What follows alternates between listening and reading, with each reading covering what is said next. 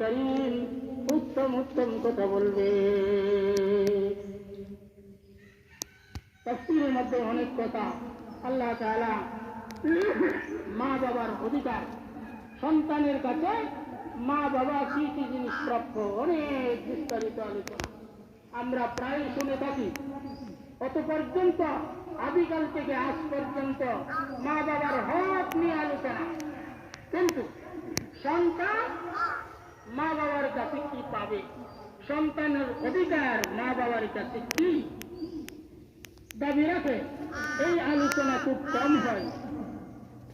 আমরা যদি আমাদের মা বাবারা যদি সন্তানের হক, সন্তানের অধিকার যদি আমরা আদায় করতে পারি, তাহলে মা বাবা বুড়াকালে বৃদ্ধ বয়সে সেই সুসন্তান থেকে তাদের অধিকার পাবে।